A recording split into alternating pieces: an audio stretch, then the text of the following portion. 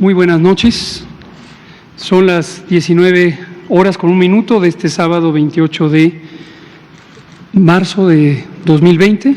Estamos en la Ciudad de México, en el Palacio Nacional, y esta es la conferencia de prensa diaria sobre la situación del nuevo coronavirus, la epidemia de COVID en el mundo y en México. En esta ocasión queremos compartir un mensaje de especial importancia para que la sociedad pueda tener una noción clara e inconfundible del momento de oportunidad que vivimos y de los riesgos que implicaría el desaprovecharlo. Por esta razón, en esta ocasión, quienes somos voceros técnicos estamos acompañados y respaldados por los funcionarios del más alto nivel del Gobierno federal en el campo específico de responsabilidad. En particular, a mi derecha está el señor secretario de Salud, el doctor Jorge Carlos Alcocer Varela, y a mi lado izquierdo está el canciller, el secretario de Relaciones Exteriores, licenciado Marcelo Ebrard Casaubon. Comentaremos los voceros técnicos, el doctor José Luis Salomía Segarra, director general de Epidemiología, y un servidor, Hugo López-Gatell Ramírez, subsecretario de Prevención y Promoción de la Salud. Asimismo, quisimos que nos acompañara en esta ocasión algunos de los miembros más activos de nuestro grupo técnico científico de asesoría, con el propósito de dejar también claro cómo estas decisiones, de acuerdo a lo que ha dispuesto el presidente desde el principio, se basan en las recomendaciones técnicas, científicas, que corresponden a las mejores prácticas recomendadas por la Organización Mundial de la Salud. De manera general, presento al grupo técnico científico como un grupo multidisciplinario que incluye, entre otras capacidades en infectología, epidemiología, virología, medicina crítica, neumología, por mencionar solo algunas de las especialidades científicas que componen la capacidad técnica de este grupo. Destaco también que en el grupo participamos 7 integrantes del Sistema Nacional de Investigadores en niveles 2 y 3, y esto suma, por la experiencia de estos funcionarios y especialistas, 350 años de experiencia en el sector salud. Asimismo, existe el respaldo de más de 1000 artículos científicos publicados en conjunto por la suma de los participantes en este grupo. Y de manera importante, destaco también la presencia en el grupo de 2 premios nacionales de ciencias, el doctor Mauricio Hernández y nuestro secretario de Salud, el doctor Jorge Alcocer Varela. De manera puntual, queremos hacer y nos dirigimos a la sociedad los siguientes posicionamientos técnicos. Número 1, las medidas de prevención y control que ha establecido el Gobierno de la República han sido diseñadas por un grupo de especialistas. Estas medidas han sido correctas, pertinentes y han sido instauradas de manera oportuna. Todas estas medidas se basan en evidencia científica y corresponden con las mejores prácticas recomendadas por la Organización Mundial de la Salud. Estas medidas se han comunicado reiteradamente y se han sustentado en el marco legal de nuestro país para formularlas a través de acuerdos y decretos del más alto nivel. No obstante, el llamado que hacemos hoy a la sociedad mexicana es a una reflexión en donde quede muy claro que se requiere reforzar el cumplimiento real de estas medidas. Es una responsabilidad de todos y todas y es nuestra obligación cumplirlas cabalmente y en forma enérgica, sincrónica y consistente. Todos y todas debemos cuidarnos a nosotros mismos y cuidar también a nuestros seres queridos, pero también todas y todos debemos contribuir para que logremos reducir la intensidad de esta epidemia. Por lo tanto, requerimos adoptar todas las medidas instruidas, no solamente aquellas que están encaminadas a la protección personal o de nuestro entorno íntimo. En la medida en que logremos las medidas masivas de inmovilización, de reducción de la actividad laboral, escolar y la concentración de personas en el espacio público, en forma masiva, tendremos un beneficio para todas y todos. Y el beneficio necesario, imprescindible, impostergable, es reducir la velocidad de transmisión de este virus. Reitero, esto es impostergable. Es nuestra última oportunidad de hacerlo y hacerlo ya. Y esto requiere que de manera masiva nos restringamos y nos quedemos en casa. Por eso decimos directamente a la sociedad, a todos y cada uno de los miembros de esta República, quédate en casa, quédate en casa, quédate en casa, porque si lo haces tú y lo hacemos todos, es la única manera de reducir la transmisión de este virus.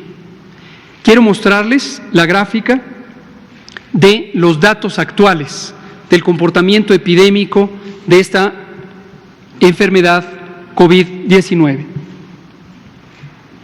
Lo que podemos ver en la gráfica, y me voy a permitir ponerme de pie como hago en otras ocasiones, se compara con la situación que han vivido otros países y situación que no queremos vivir, ni el gobierno ni la sociedad. Nadie quiere vivir esa situación, porque esa situación, llegado el punto, es incontenible. Es incontenible. Aquí se ve, como lo hemos explicado en repetidas ocasiones, las curvas epidémicas, los casos acumulados, la cantidad de enfermos que se han reportado en 5 países: España, Italia, Francia, Alemania y Estados Unidos. Y las hemos comparado insistentemente con la situación de oportunidad que vive México. Las curvas de esos países están en estos colores y hemos destacado el punto en el tiempo que marca el momento de oportunidad, el último momento de oportunidad. Y es este punto en donde la curva pasa de ser un momento de transmisión lenta para ser un momento de transmisión extremadamente acelerado. Ese punto está marcado por esta línea punteada. El 23 de marzo, México se encontraba exactamente en ese punto. Hoy lo hemos rebasado. Hoy lo hemos rebasado. Y como se muestra en la siguiente gráfica, estamos ya en un periodo de aumento acelerado, exponencial, en el número diario de casos. Día con día vemos cómo desde la segunda semana de marzo existe un crecimiento acelerado de la cantidad de casos diarios. Hasta hoy no hemos rebasado los 1,000 casos registrados. Aunque el crecimiento es muy acelerado, todavía tenemos la oportunidad de frenar, mas no de eliminar, pero sí de frenar la transmisión de este virus. Reitero, para que quede muy claro, no es posible, ni aquí ni en ninguna parte del mundo, evitar la epidemia. No es posible. La vamos a tener en la fase 2, que ya estamos viviendo, y en la fase 3, que se avecina, y es la fase más difícil. Y esta fase difícil entraña, conlleva el peligro grande de que se saturen los hospitales. Y la saturación de hospitales con casos graves puede implicar el riesgo de que no sea posible atenderlos y tengamos muertes que de otra manera serían evitables. Regreso al mensaje enfático. La única manera de reducir hoy la transmisión es quedándonos en nuestras casas, en forma masiva, todas y todos, y durante un periodo estipulado ya de un mes. Retomo también, para que no haya confusión alguna, que esto no significa, como lo hemos dicho desde el principio, que se va a evitar que sigan aumentando los casos. Que quede muy claro, seguirán aumentando los casos y va a haber casos graves y va a haber muertes. Lo que se puede lograr es que se retarde la velocidad de contagios y que entonces, cuando lleguemos a la fase de máxima transmisión, que aún no ha llegado, pero inescapablemente llegará, los hospitales tengan suficientes camas para poder atender a los casos. Que quede claro la importancia de quedarnos en casa, la responsabilidad de todas y todos, en el gobierno, en el sector privado, en el sector social. Todas y todos, al mismo tiempo. Para que el potencial de estas medidas entonces se alcance plenamente, debemos reforzar su adopción de los sectores público, social y privado. El gobierno ya está haciendo su parte al suspender todas las actividades, reservando exclusivamente aquellas que son indispensables para que pueda existir la vida en sociedad. El abastecimiento de alimentos, el abastecimiento de agua, la energía, producción y comercialización de energía, el servicio de limpia, actividades realmente indispensables. Nadie debe confundirse sobrevalorando la importancia de su actividad o sintiendo que se desprecia lo que hace. Lo importante es quedarnos en casa. Lo importante es reducir los contagios. Por ello también es particularmente necesario que el sector privado y el sector social se sumen con mayor fuerza, claridad y determinación a este esfuerzo. Para lograrlo, es necesario reforzar el mensaje a la nación de manera inmediata, clara y contundente. Y este mensaje estará acompañado próximamente de las indicaciones precisas de lo que corresponde a cada quien y de los elementos necesarios para garantizar su cumplimiento. Le voy a pedir al doctor Alomía si nos puede compartir ahora la información técnica sobre el estado que guarda esta epidemia en el mundo y en México. Gracias. Con su permiso, señor secretario, señor subsecretario. Como pueden ver ustedes en las láminas que acostumbramos todos los días en esta conferencia actualizar, la pandemia a nivel mundial continúa su evolución. El 75% de los casos, 3/4 partes de ellos, se han presentado en los últimos 14 días, lo que marca la evolución y la mantención de la transmisión en los diferentes países, sumando ya una totalidad de más de 571,000 casos. La tasa de letalidad mundial, global, se encuentra estable en relación a los últimos días, 4.6%, que es lo que ha venido prácticamente sucediendo. En la siguiente diapositiva podemos ver nuestro panorama nacional en función de la distribución de los casos confirmados en el país. Es importante igual comentarles que este mapa que ustedes ven en la diapositiva lo pueden ustedes ahora encontrar en la página de la Dirección General de Epidemiología, con la ventaja de que en la página se encuentra de manera interactiva, es decir, cada vez que ustedes den un clic sobre alguno de los estados que ahí aparece, podrán encontrar la información en relación a los casos confirmados específicos para ese estado, casos sospechosos, en su momento pendientes de resultado y muy importante, aquellos casos que han sido también descartados. Son 848 casos los que tenemos el día de hoy en la actualización. 4.341 casos se han descartado, eso también ha incrementado, y 2.623 casos se encuentran aún clasificados como sospechosos, por lo que podríamos lógicamente tener todavía más casos para el día de mañana, y lamentablemente se actualiza a 16 defunciones las que han ocurrido hasta el momento en México. Si vemos nuestra gráfica de distribución de los casos confirmados, tenemos ya ahora un nuevo balance entre hombres y mujeres, aunque los hombres todavía siguen siendo un poco más la proporción en los que se ha presentado. La manera como se ha presentado clínicamente entre hospitalizados y ambulatorios prácticamente sigue también similar.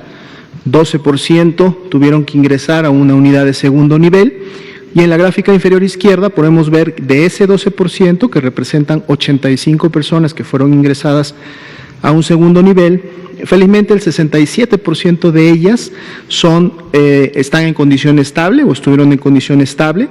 Un 28% de ellas sí tuvieron una gravedad y fue la razón y la evolución durante la hospitalización, incluyendo un 5% que se encontraron en una condición crítica, digamos, dado que tuvieron que ser intubados.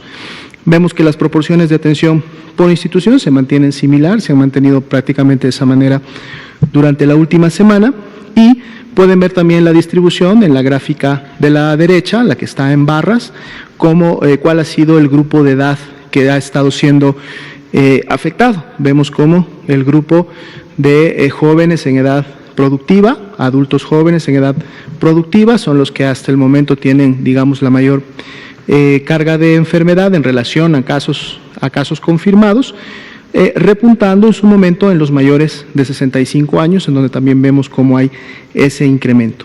En el siguiente mapa podemos ver ahora cómo se distribuye, cuáles son las características de las 16 defunciones. Aquí sí vemos una mayor predominancia por los hombres, con un 87%. Vemos cómo la obesidad y la hipertensión siguen siendo las principales comorbilidades y por lo tanto factores de riesgo que han afectado a las personas, seguidas solo por una pequeña fracción por la diabetes, que prácticamente son las tres principales. El tabaquismo y la insuficiencia renal crónica también se han presentado, como ya lo veíamos anteriormente. Tenemos la distribución por estados, ustedes la pueden apreciar y consultar, y también pueden notar que en la distribución por edad, si bien es cierto ha habido defunciones también en adultos jóvenes, la gran mayoría, de hecho casi el 70% de ellas se ha presentado precisamente en adultos mayores, que sabemos que son el grupo principalmente el riesgo de complicarse y fallecer en esta enfermedad. La siguiente gráfica nos vuelve a actualizar la cantidad de casos que en su momento ya no tienen un nexo epidemiológico a la importación, es decir, que se consideran ya como transmisión en la comunidad, y vemos cómo esta cantidad de casos día con día sigue incrementándose, y así lo vamos a ver en la medida que nos vayamos adelantando o avanzando en este escenario 2 y transitando hacia un escenario 3, en donde sabemos, y lo habíamos dicho desde un inicio, en relación a los escenarios, los brotes comunitarios, es decir, la transmisión en la comunidad, es la que empieza a tomar ya la relevancia en relación a los casos importados que dejan de serlo, y entonces en fase 3 empieza en su momento la elevación de la transmisión. Es el panorama para hoy. Muchas gracias, doctora Lomía. Antes de pasar a la sección de preguntas y respuestas, me vuelvo a parar. Quisiera despedir a nuestro grupo técnico presentándolos en lo individual y pidiéndoles, si son tan amables, de pasar a continuar las labores, dado que esto no para y está reunido todo el grupo del Comando Operativo. Está la doctora Ana de la Garza, a quien ya conocen, es directora de investigación operativa epidemiológica. El doctor Cristian Zaragoza, epidemiólogo también, la doctora además es doctora en salud pública. El doctor Cristian Zaragoza, quien es especialista médico, especialista en epidemiología, director de información epidemiológica.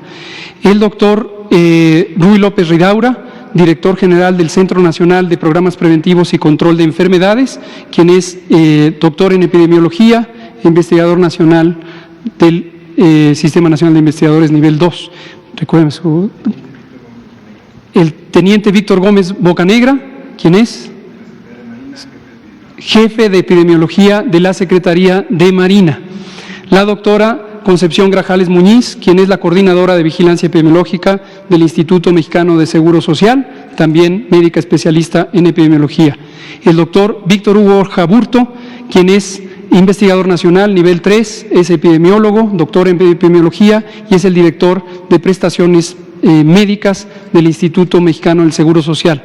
El doctor Mauricio Hernández Ávila, quien es investigador nacional nivel 3, doctor en epidemiología y director de prestaciones económicas y sociales del Instituto Mexicano del Seguro Social. Atrás, la doctora Aletze de la Torre Rosas, quien es directora general del Centro Nacional para la Prevención y Control del VIH-Sida, es médica internista, médica especialista en infectología y además maestra en salud pública y epidemiología. El doctor Ricardo Cortés Alcalá, quien es director general de promoción de la salud y además es médico especialista en epidemiología.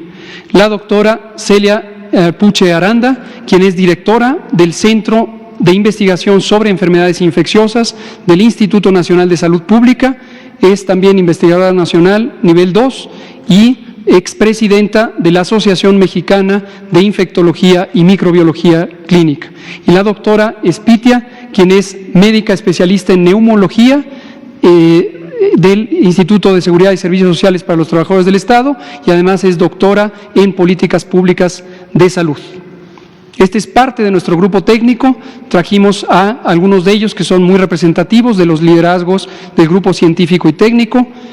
Allá en el comando operativo están reunidos muchos más y les pido respetuosamente si pueden retirarse para continuar con las labores mientras termina la conferencia de prensa. Muchas gracias.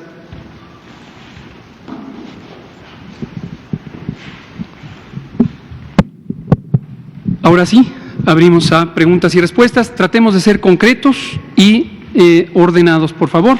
Vamos a empezar por la primera fila, los 4 en la primera fila, y nos seguimos en la siguiente fila. Por favor. Quiero preguntarles, hoy informó el gobernador de Hidalgo que dio positivo al coronavirus. El 18 de marzo estuvo presente en una conferencia mañanera con el presidente Andrés Manuel López Obrador. ¿El presidente se va a hacer una prueba de coronavirus o va a tomar algunas medidas como de aislamiento o de prevención?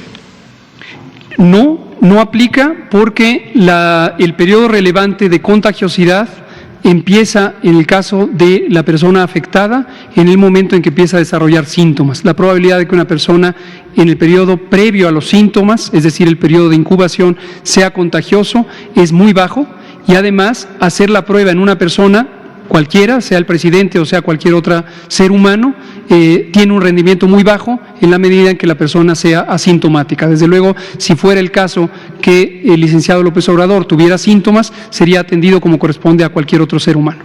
Pero esto pasó la semana pasada, o sea, dentro de 14 días que a veces se recomiendan. De todas formas, no es necesario. Insisto, las pruebas se hacen para verificar el estado de una persona enferma, hacerlas simplemente como una medida de precaución, no tiene una indicación médica. ¿Y si desarrollara síntomas? Se procederá conforme a la ciencia médica.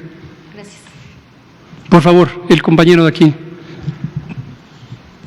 Gracias, Poncho Gutiérrez de SDP Noticias y Multimedios. Nada más para aterrizar las cifras, porque noticieros han manejado que 7 de cada 10 mexicanos se van a enfermar y si hacemos las cuentas hablamos de millones de muertes. ¿Nos podría dar un estimado de cuántos fallecimientos habrá? ¿Decenas, miles o millones? Digo, para tranquilizar a la gente, por favor. Con mucho gusto. Lo hemos explicado que con base en distintos ejercicios técnicos, científicos de modelación matemática, algunos los hemos hecho nosotros como gobierno, varios otros los han hecho entidades académicas y lo muy interesante y reconfortante es que estas estimaciones son coincidentes. Esto no es tranquilizador en el sentido de que nos pinta un panorama importante de atender y por eso reiteramos en este momento, no podemos perder la última oportunidad que tenemos y para no perderla, la única manera para no perderla es quedarnos en casa.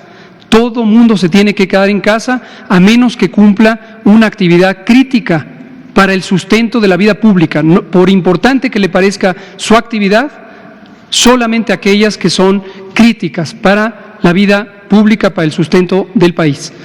Respecto a la cantidad de casos, se ha dicho muchas veces, lo hemos dicho nosotros, lo han dicho en otros países, por ejemplo la canciller alemana Angela Merkel, tenemos que distinguir claramente la diferencia entre infección y enfermedad.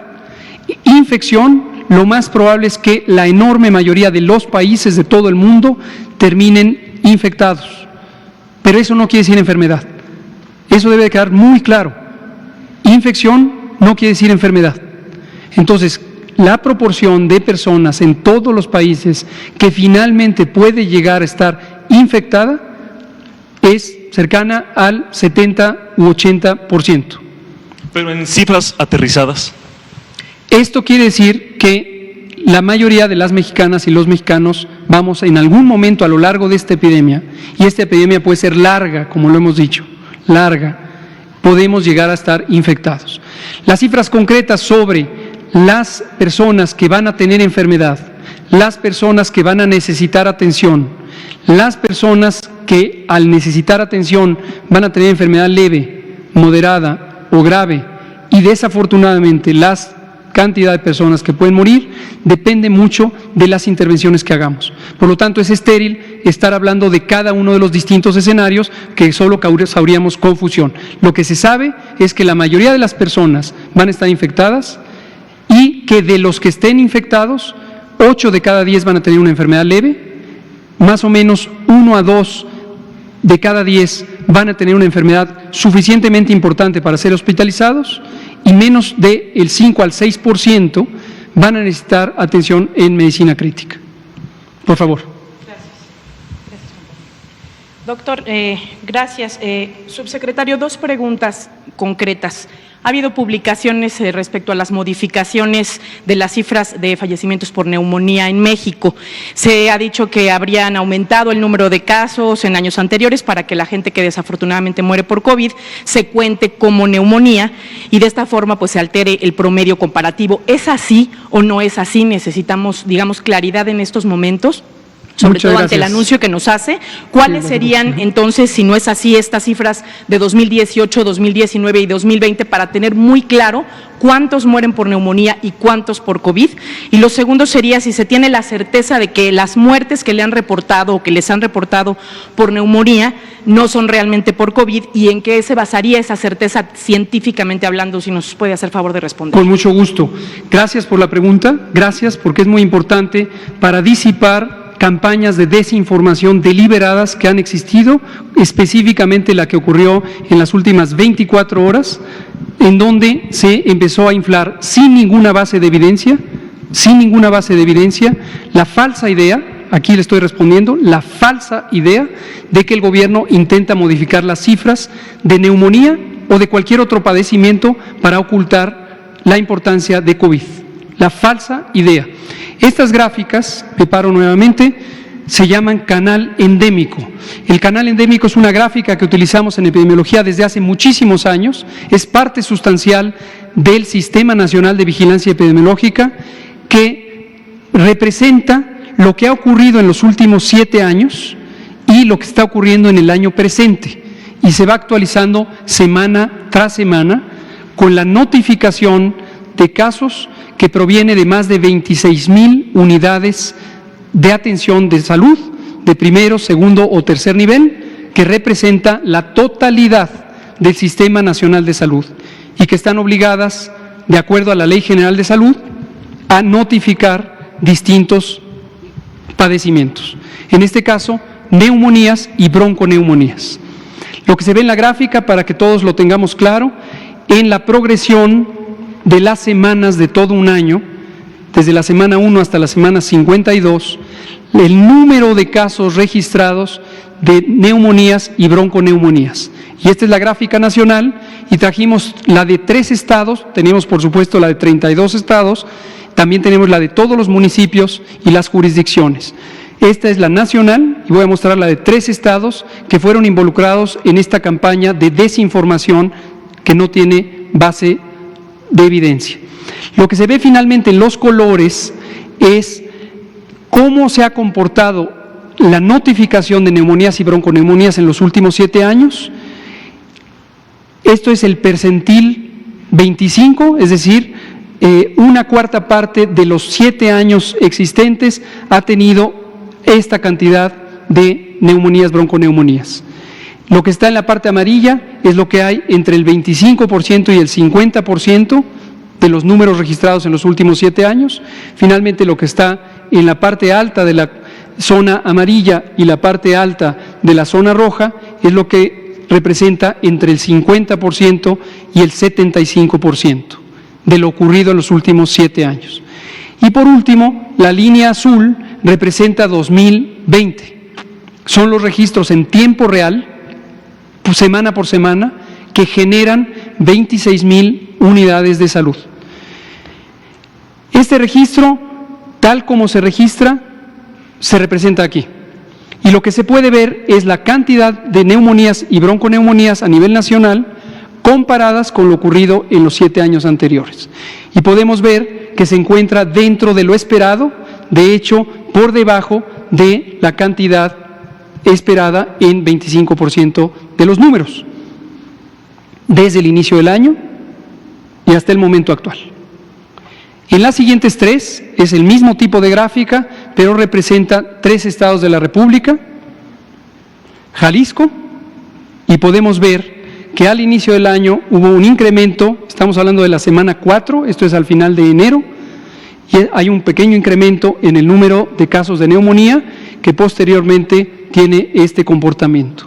En la siguiente es el caso de Nuevo León, donde tenemos este mismo comportamiento, alrededor del 25 al 50% de lo que ha ocurrido en los últimos años. Y en la última, el Estado de México, en donde tenemos esta existencia de casos que después fue descendiendo.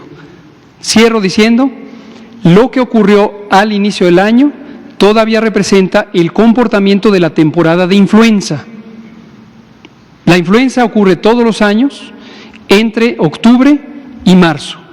Y entre octubre y marzo, la influenza es una de las enfermedades, posiblemente la principal causante de neumonías, bronconeumonías, tanto en casos como en defunciones. Discúlpeme nada más la insistencia. Entonces, ¿tienen la certeza de lo que les reportan como neumonía es fallecimiento por neumonía y lo que es COVID o fallecimiento por COVID es así?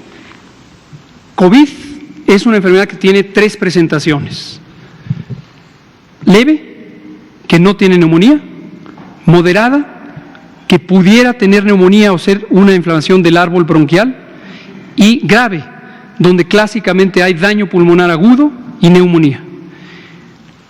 Son, por decirlo de otra manera, COVID es parte del mundo de las neumonías y por eso monitoreamos también esto, porque esto puede ser una señal indirecta de la existencia anormal de COVID.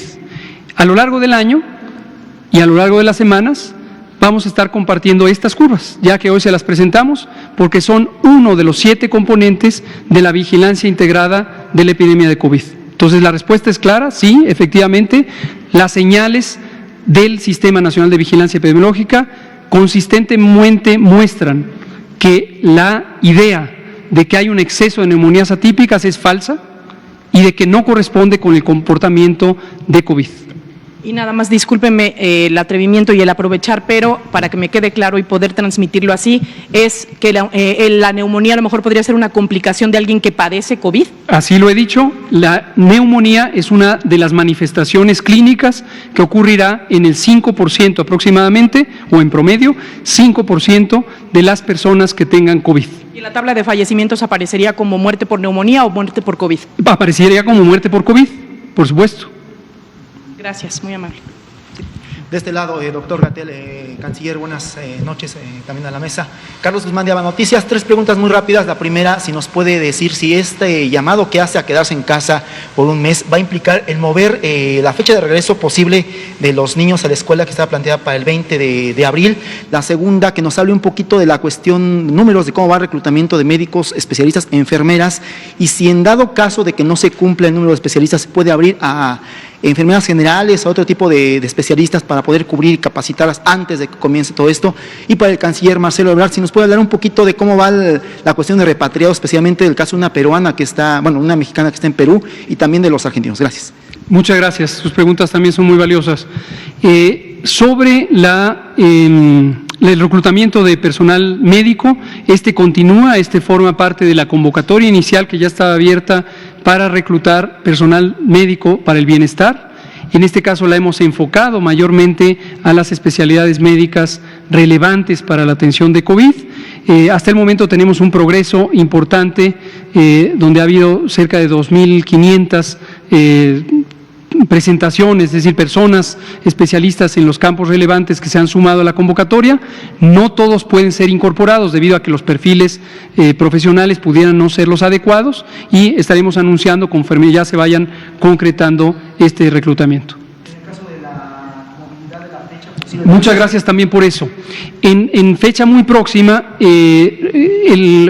regreso a un asunto que ya conocen, pero para que todos lo tengan presente. El Consejo de Salubridad General, desde el 19 de marzo, se declaró en sesión permanente. Esto lo que nos permite es tener una agilidad inmediata para la convocatoria del Consejo y que el Consejo pueda ir revisando las decisiones mayores sobre las intervenciones de salud pública. En este momento, y para que lo recuerde la población, la medida masiva de distanciamiento social, que se puede resumir con quédate en casa, es del 23 de marzo y hasta el 19 de abril. Sin embargo, como muy atinadamente usted señala, la medida puede estar sujeta a revisión para su ampliación, pero de momento no se ha tomado esa decisión. De momento está sujeta a una deliberación muy próxima del Consejo de Salubridad General. Si así se decidiera, lo anunciaremos oportunamente. Muchas gracias, buenas noches, colegas, señor secretario, señor subsecretario, señor director, amigas, amigos todos. Bueno, en primer lugar, sumarme al llamado que hace el doctor López-Gatell respecto a quedarnos en casa. Usted preguntó de qué va a depender los números o qué números. Solo añadiría, pues depende también de qué hagamos cada uno de nosotros. A mayor disciplina y contribución de cada uno de nosotros, mejor nos irá como país. Paso a contestarle a usted, me pregunta. Se han repatriado poco más de 8,000 personas de muy diversos países, hemos venido informando día a día. Para ello hemos contado con el apoyo de las aerolíneas mexicanas, Interjet, Aeroméxico principalmente. Hemos contado con el respaldo del Instituto Nacional de Migración, que ha contratado vuelos especiales, como por ejemplo el que se hizo ahora a Cusco, Perú, donde había un grupo pues importante de mexicanas y mexicanos que quedaron ahí, digamos que atrapados por la disposición que se tomó por parte del gobierno de ese país hermano de cerrar sus fronteras. Entonces se quedaron sin ninguna alternativa. De manera que le diría yo que hemos contado también con el Instituto Nacional de Migración, y ahora se unió por disposición del señor Presidente de la República la Fuerza Aérea Mexicana, así como la Secretaría de Marina, también tiene su equipo aéreo, como ustedes saben, y también está participando. La Fuerza Aérea, por ejemplo, ha ido a Cuba a recoger mexicanas y mexicanos que estaban allá. Se hizo otra operación conjunta para el caso de las y los mexicanos en Argentina, y ahora va a haber un vuelo muy especial que ordenó el Presidente de la República, que tiene que ver con la señora Ethel Trujillo, que es la que usted menciona, originaria de Yucatán, que era formó parte del grupo de turistas al que me refiero, que estaban en Cusco, Perú. Hay que tomar en cuenta que el turismo entre México y Perú ha crecido muchísimo. Son cientos de miles de turistas de ambos países que cada año están visitando por los atractivos arqueológicos y culturales. Bueno, el caso es que este grupo que estaba de turistas en Cusco, pudimos evacuar a todas y a todos, salvo a la señora por una razón, porque su marido falleció desgraciadamente con el virus que ahora nos ha provocado una pandemia, y ella no podía abandonar Cusco porque su marido falleció allá, enfermo de coronavirus. Resulta que la señora resultó positiva a la prueba que se le hizo. Entonces vamos a tener que hacer una operación que tiene sus complejidades sanitarias, Por eso pedimos la intervención de la Fuerza Aérea y el generoso apoyo de la Secretaría de Salud para ir allá. Además hay que trasladarla del punto en el que está, que es Cusco, que ahí no podemos llegar en el avión.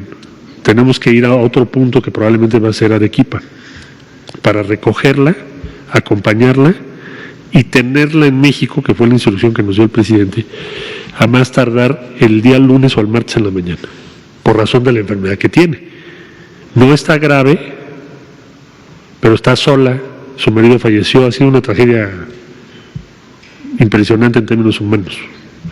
Y por esa razón va a ir por ella ese avión, con apoyo de la Secretaría de Salud y de las autoridades a quienes les agradecemos su respaldo, del gobierno del pueblo hermano de Perú, que nos han ayudado mucho para esto. Entonces, eso es lo que va a suceder y el lunes por la noche, martes en la mañana, debe estar aquí doña Estel para que la podamos atender y si es su deseo trasladarse al estado de Yucatán. El gobernador ha estado muy pendiente de este hecho, de todo lo acaecido con este grupo que proviene de Yucatán, que por fortuna ya en su inmensa mayoría está en México. Esa es la situación. A usted. Vamos a la segunda fila. Laura Poy, usted, Araceli. Gracias, muy buenas noches a todos. Laura Poy de La Jornada. Doctor López-Gatell, este llamado tan concreto y urgente que usted acaba de hacer a la sociedad mexicana, a mí me gustaría saber concretamente por qué vuelve a reiterar con tanta claridad y con tanta fuerza ese llamado. O no estamos acatando, o ve usted, ¿qué ve? ¿Qué es lo que usted ve para hacernos este llamado tan urgente? Nos dice que estamos prácticamente en el último momento de oportunidad. Doctor, si no lo tomamos, ¿qué va a pasar? Eso quisiera que nos diera el escenario. Y también preguntar, no sé si es al secretario Marcelo Ebrard, si nos pudiera decir, no sé si usted está interviniendo también en el proceso de búsqueda de insumos en el extranjero para poder garantizar que todos los hospitales en el país puedan tener los insumos para atender los futuros casos. Y por último, estamos teniendo decesos. ¿Cuál es el protocolo para los casos de fallecimiento por COVID? ¿Va a haber funeral? No lo va a haber. Por favor, si nos puede decir qué tratamiento se le da. Gracias. Con mucho gusto. Muchas gracias, Laura. Sus preguntas son extremadamente importantes. Voy a empezar por la tercera. Dejaré desde luego la segunda al canciller y contestaré con cierta vehemencia la primera. En la tercera, sobre los fallecimientos y en general sobre las medidas de bioseguridad. Bioseguridad es aquellas prácticas, acciones, protocolos, cuidados que deben guardar las personas que están en contacto con los casos, con el material biológico de los casos, las secreciones y desde luego en los casos más extremos de esta enfermedad con los cadáveres. Quiero dejar en claro que la guía de bioseguridad, la guía de control de infecciones que publicamos, el gobierno la publicó en la primera semana de febrero, contempla las características de las acciones y el equipo de protección necesario para esto. Y aquí sí doy una nota de tranquilidad, en el sentido de que a pesar de las imágenes que se ven en distintos medios de comunicación formales e informales, en donde se aprecia gente utilizando equipos de máxima contención, equipos de nivel de bioseguridad más alto, del nivel 4, como se clasifica técnicamente, y me refiero, para pronta identificación por parte del público, a estos trajes que son una suerte de pijama blanca, acompañados de una careta o incluso de una mascarilla completamente sellada. Esto no corresponde a la necesidad de bioseguridad para este virus. Este es un mensaje de tranquilidad. No corresponde para la contagiosidad y la virulencia de este virus utilizar este tipo de equipo. Lo que sí corresponde es lo siguiente: el personal de salud directamente en contacto con las personas infectadas o sospechosas de estar infectadas, es decir, no hace falta la confirmación para tener esta precaución, corresponde el uso de mascarillas N95, que son unas mascarillas blancas generalmente de la forma de una concha, que cubren completamente nariz y boca y sellan la vía respiratoria y la boca, acompañadas de gogles, de un material obviamente que permita la visualización, pero que sella completamente el espacio de los ojos.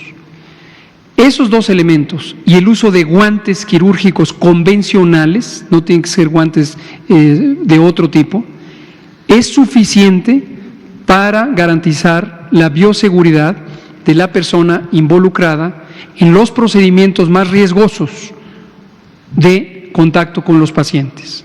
Y los procedimientos más riesgosos de contacto con los pacientes son específicamente la manipulación de la vía aérea, concretamente dos que son importantes en este caso: la toma de muestras de líquidos nasales y faríngeos, que se utiliza para tomar la muestra necesaria para el diagnóstico por laboratorio, y los procedimientos de intubación de los pacientes en las terapias intensivas. Entonces, noten ustedes que esto implica que es un nivel de bioseguridad considerablemente bajo, es decir, la peligrosidad para el contagio es baja, y que con este tipo de equipos es suficiente para garantizar la protección de los más cercanos al riesgo.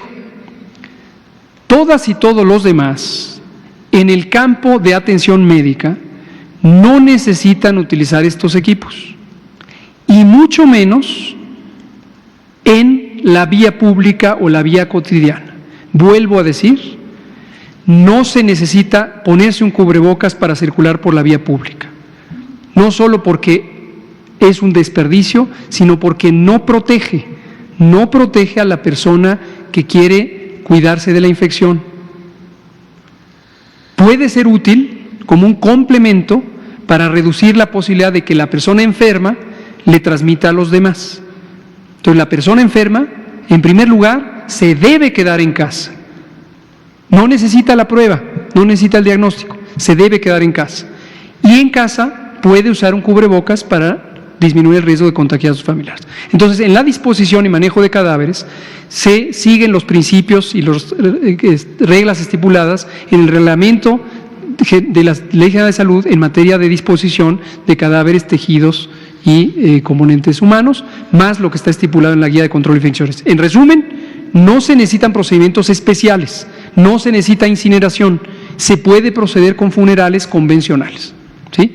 Vamos a ir muy rápido, me dicen que quedan 7 minutos con las últimas dos compañeras. Perdón, el canciller, disculpe usted, canciller. No, me preguntaba usted del abastecimiento, ¿no? Bueno, a ver, hago la explicación. El señor presidente de la República dispuso varias cosas al mismo tiempo. Primero, México es el 8º exportador de equipo médico del mundo. Y por tanto, la instrucción a la Secretaría de Economía y al equipo del gobierno fue, desde hace ya varios días, pues reunirse con la industria que en México produce equipo médico que acabo de referir. Ese es un camino muy importante. ¿Podrá eso llevar a una reconversión de algunas actividades? No me corresponde a mí decirlo, pero la Secretaría de Economía seguramente, si se le invita a una de estas reuniones, podría informárselos a ustedes con el detalle del caso. Pero eso se está trabajando. Segundo camino, por supuesto, el tener la mayor posibilidad y el acceso a lo que ya se tiene en inventarios en México, que eso también se ha venido haciendo por las diferentes instituciones de salud y la Secretaría de Hacienda.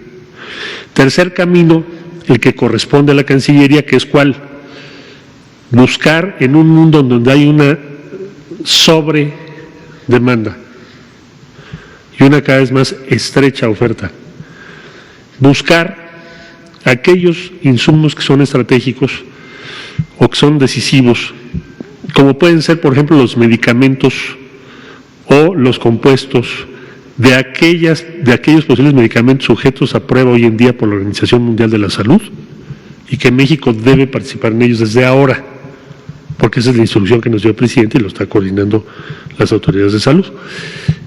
Eso son decisiones estratégicas, eso hay que tomarlo ya, es lo que estamos haciendo todos los días, ya lo estamos haciendo. No me corresponde a mí tampoco darles el informe de esos protocolos porque le corresponde a la Secretaría de Salud. Pero la tarea de la Secretaría es traer esos insumos a como dé lugar. Bueno, respetando la ley, por supuesto. Pero si no, México se quedaría rezagado. Entonces lo estamos haciendo ahora. Por supuesto, también es nuestra obligación, acabamos de tener una llamada, como saben, con el grupo G20, los líderes de Estado, y el presidente de la República propuso que la Organización de las Naciones Unidas garantice que no se cometan, vamos a suponer que México dijese que tendríamos la potestad legal, de decir, toda la producción de equipo médico en México se queda en México. Pues con eso lo que haríamos es interrumpir toda la cadena de valor y producción en todo el mundo. Le voy a poner un ejemplo. Algunos de los medicamentos que vamos a necesitar tienen insumos de 3 o 4 países. Algunos otros que van a necesitar en el exterior tienen insumos y producción que solo hace México. Entonces, lo que está planteando el presidente de la República al mundo, y lo hizo ahora en el G20, lo vamos a hacer en la Organización de Naciones Unidas esta semana, es que la Organización de las Naciones Unidas tome las medidas necesarias para impedir que empiece una guerra entre los países a ver quién se queda con más equipamiento y medicamentos, porque lo que vamos a provocar, si permiten eso, es un colapso de la producción mundial. Por lo pronto, casi todos los días tenemos comunicación con los Estados Unidos y con Canadá y también con los países de la Comunidad de Estados Latinoamericanos y Caribeños. Acabamos de tener la llamada, nos acompañó el doctor López-Gatell y otros colegas, el director de COFEPRIS, en fin. ¿Por qué? Bueno, además de decir, bueno, ¿qué? A ver, ¿alguien está usando pruebas? ¿Qué pruebas son? No, pero resulta que casi nadie. ¿Países europeos están usando pruebas? Pues no están autorizadas, en fin, o sí están autorizadas en algunos casos. ¿Qué tipo de pruebas? Toda esa parte, más medicamentos, cómo estamos en suministro y qué podemos hacer entre todos para que nos vaya mejor como humanidad. Pues es lo que planteó el presidente. Por cierto, fue el único que lo dijo en la reunión del G20. Entonces, en eso estamos. Esa es la respuesta a su pregunta. Muchas gracias, canciller. No quiero perder la oportunidad de aprovechar la pregunta. ¿Qué vemos? Y por eso hacemos este llamado enérgico hoy. Lo que vemos es que las medidas de distanciamiento social, a las que hemos llamado Jornada Nacional de Sana Distancia, que necesitan ser aplicadas al mismo tiempo por todos y todas, no se están aplicando con el rigor necesario. Entonces vemos que se necesita que todas y todos en la sociedad, el sector social, el sector privado y desde luego también el sector público, lo hagan ya y lo hagan de manera enérgica. Quédate en casa. Es muy simple el mensaje. Quédate en casa. Y si no te quedas en casa, tú y tú y tú y tú y tú y tú y todos nosotros, lo que va a resultar es que en las próximas semanas vamos a tener demasiados casos para poder atender a todas y todos. Y eso va a llevar a desafortunados desenlaces sumamente indeseables. Entonces, lo que vemos y lo monitoreamos a través de la movilidad social, tenemos monitoreos específicos. Por ejemplo, en la Ciudad de México hay monitoreos específicos del tráfico, de los pasos peatonales, de la movilidad en plazas públicas. Estos son monitoreos formales que nos permiten medir si la gente está en casa o está en la vía pública. Y vemos que no, vemos que solo hubo una reducción aproximadamente menor al 30%, a pesar de que hay una disposición gubernamental del gobierno federal que aplica a todas y todos, al sector público, al privado y al social, y que hay una segunda serie de disposiciones que corresponden al gobierno de la Ciudad de México. Y a pesar de ello, vemos todavía demasiada movilidad. Los efectos positivos de esta medida los vamos a ver en las semanas por venir, no ahorita. Es para prevenir lo que va a ocurrir en las siguientes pocas semanas. Pero hay que ejercerlo ahorita, porque si llegamos a tener demasiados casos, como le ocurrió a los países que hemos mencionado, ya no se puede parar la epidemia. Entonces es ahora. Cabe una pregunta más por el tiempo y va a tener que ser usted, y si da tiempo, Araceli, por favor. Gracias, buenas noches, Fanny Miranda de Milenio. Ante esta respuesta de la ciudadanía, como ya nos comenta, todavía la gente está en la calle, se está pensando en implementar medidas más severas para que realmente se mantengan en su casa. Eso es por un lado, y para el canciller, hay ciudadanos en otras partes del mundo, se está pensando también en repatriarlos y cuáles serían los factores que se tomarían en cuenta para ello. Y ya por último, si me da tiempo, tenía usted aquí a los funcionarios de este comité técnico, preguntarle cuánto se está invirtiendo en materia de ciencia para las innovaciones, para buscar los tratamientos contra el coronavirus y qué instituciones lo están haciendo, cuántos programas, cuántos protocolos de investigación se están planeando ya. Cómo no, la última se la contesto rápido, no tengo el dato.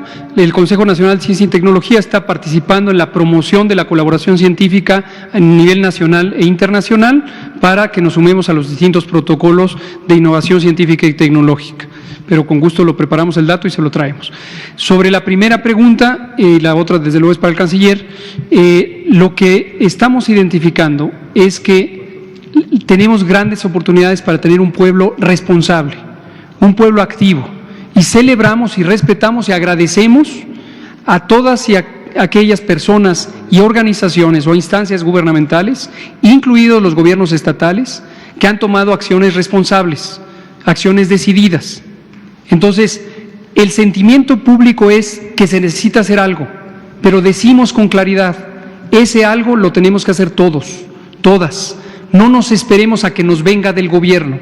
No es deseable en el manejo de una epidemia llegar a situaciones extremas como las que hoy vemos en Europa, donde se declaran formalmente estados de excepción y se suspenden las garantías constitucionales y se usa la fuerza pública para reforzar las medidas de salud pública. No es deseable. Entonces, hacemos un llamado enérgico, enfático, inconfundible a quedarnos en casa, todas y todos. Es la mejor vía que voluntariamente, conscientemente, decidamos quedarnos en casa, todas y todos al mismo tiempo. Canciller.